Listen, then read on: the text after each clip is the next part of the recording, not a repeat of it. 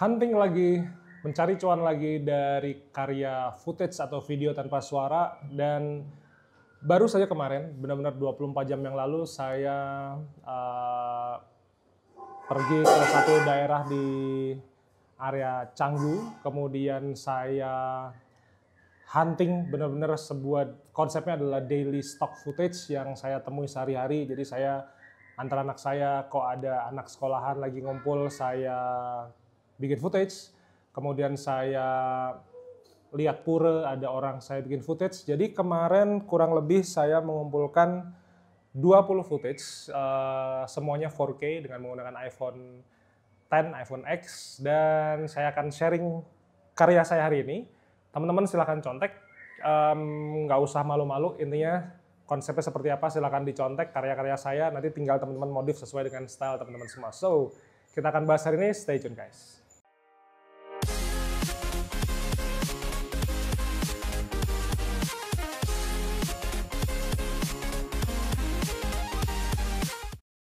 Halo teman-teman semua, selamat pagi dari Bali, salam kenal, nama saya Bima Aditya. Terima kasih sekali sudah datang ke channel YouTube saya dan terima kasih sudah mensupport channel ini dengan cara subscribe, teman-teman nonton dari awal sampai akhir.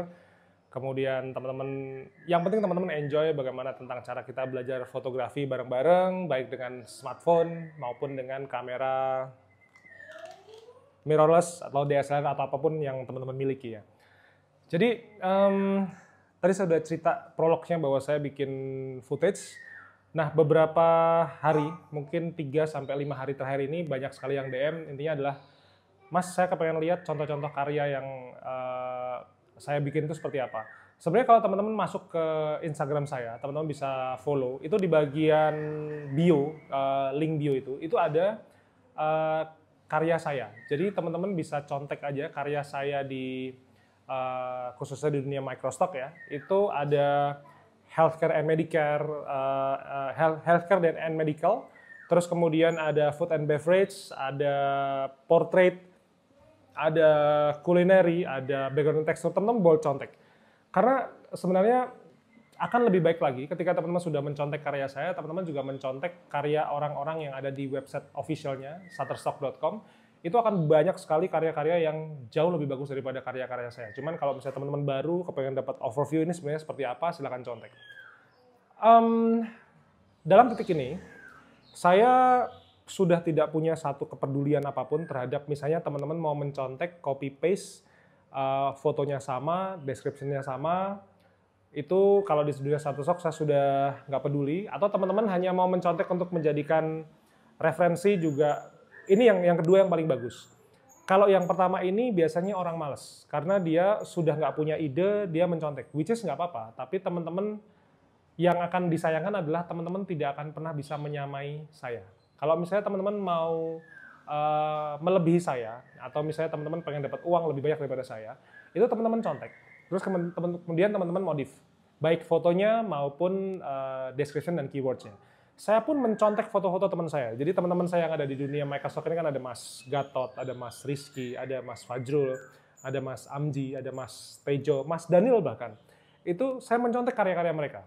Cuman kalau di dunia seni, kalau misalnya kita ngomong tentang dunia seorang keartisan, seorang pekerja seni, itu rada malu kalau kita plek-ketiplek gitu. Biasanya kita akan memasukkan unsur ke Bima Adityaannya. Kita akan memasukkan unsur sesuai dengan style teman-teman. Oh, saya nggak suka nih style fotonya kebanyakan blur. Saya sukanya semuanya tajam.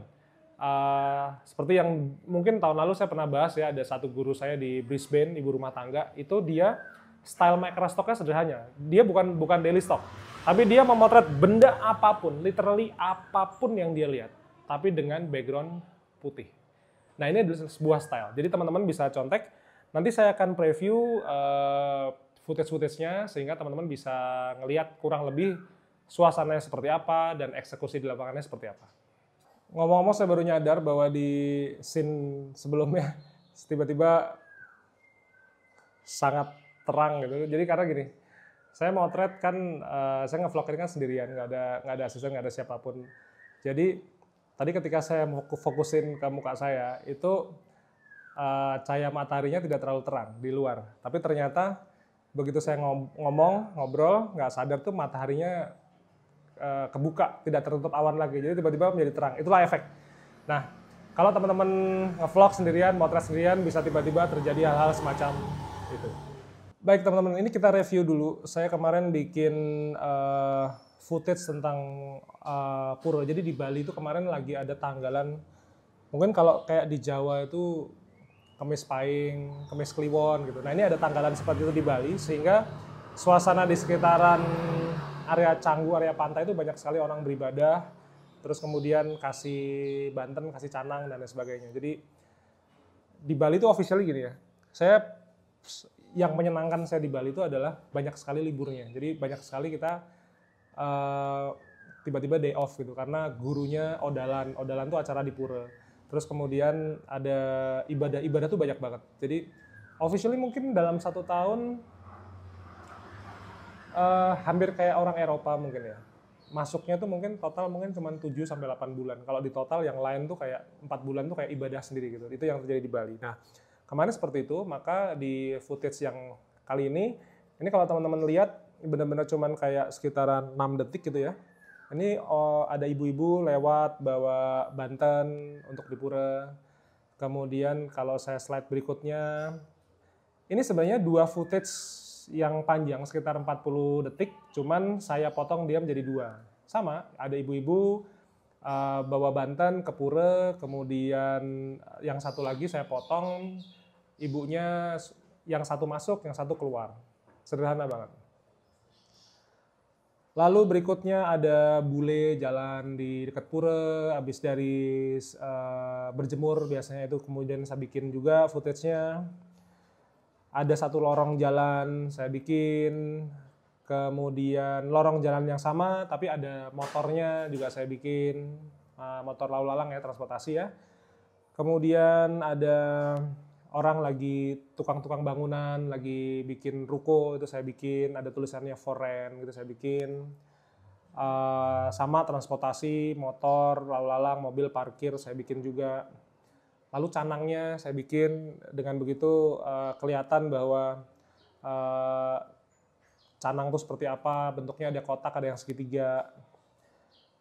Tukang sampah pakai truk saya bikin juga. Jadi hal-hal sederhana benar-benar apa yang saya lihat di mata saya. Nah, saya nongkrong sama istri sama anak saya karena anak saya udah nggak sekolah, udah besok juga udah mau terima rapot. Jadi kita besok mau pulang ke Jogja semuanya.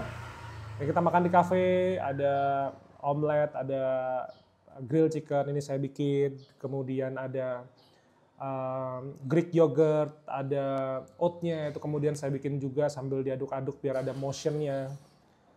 Lagi motong omelet, lagi motong grill chicken, itu saya bikin. Kemudian ini namanya, ini masakan Rusia sih untuk breakfast, namanya siriki, lupa saya. Tapi intinya adalah sebuah roti hampir kayak semacam bakpia, dalamnya ada cream cheese-nya, ini toppingnya blueberry, kita bikin juga lagi dipotong. Kemudian ada canang di pinggir pantai, termasuk orang yang pulang dari pura, saya bikin. Ada bapak-bapak sedang ibadah di pantai, saya bikin juga.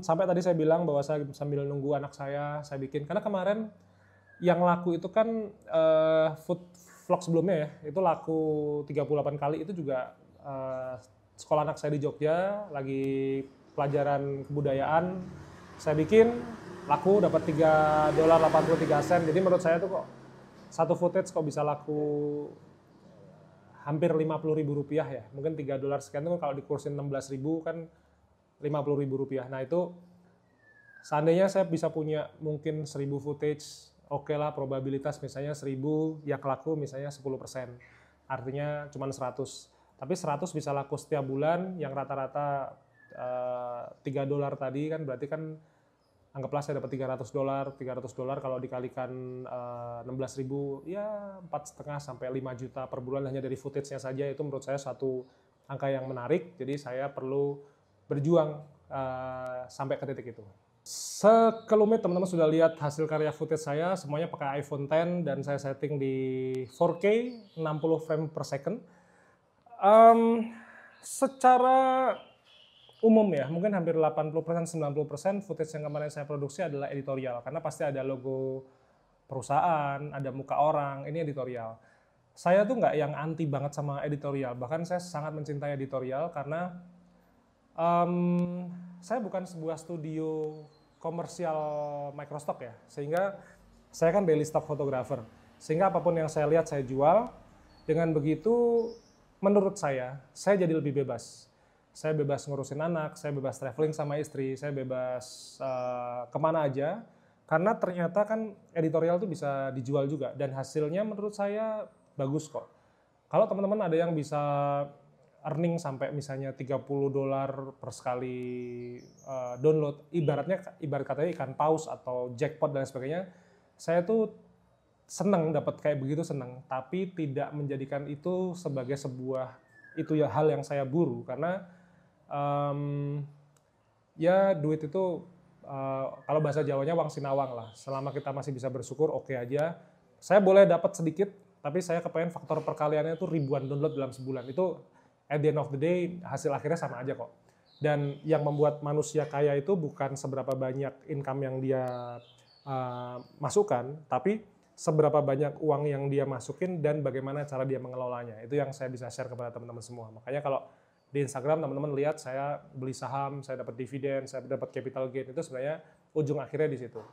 Nah, caranya sebenarnya sangat sederhana. Jadi kalau misalnya anggap aja ini handphone lah ya. Ini handphone caranya sangat sederhana. Kalau saya bikin footage itu, pertama saya setting dulu. Kalau di iPhone itu di atasnya sini ada HD, kemudian kalau saya klik dia akan berubah menjadi format 4K. Nah kalau misalnya sudah dirubah formatnya, kalau teman-teman nggak bisa, teman-teman masuk ke bagian setting, dirubah aja sekalian. Nah 4K itu kapasitasnya kan gede banget ya, sehingga saya 20 footage aja itu udah memakan mungkin hampir 30% dari kapasitas terakhir handphone saya. Handphone saya itu cuma 64 GB, jadi kecil banget. Nah, yang perlu diperhatikan adalah ketika kita mau bikin footage itu adalah satu autofocusnya. Ini saya udah pernah tunjukin ya. Ini misalnya tembok yang bercak-bercak kotor itu adalah fokusnya, itu adalah orangnya. Saya tinggal klik di sini sampai tanda kuningnya nyala, kemudian saya pastikan AE, AF lock-nya udah nyala. Ini tinggal saya gelap terangin gini. Kalau misalnya di iPhone itu naik turun, tapi kalau di Android teman-teman harus kanan kiri seperti ini. Lalu yang kedua adalah komposisi. Komposisi itu jadi bagaimana kita bisa membuat sebuah frame foto maupun footage itu yang kelihatannya sederhana, kayak yang canang tadi itu kan komposisinya frog view ya. Jadi saya benar-benar narok. Ini nih ada, jadi di tempat canang itu tuh ada kayak dudukan gitu. Ini benar-benar handphonenya saya taruh sini, klek gini, saya pegangin kanan kiri.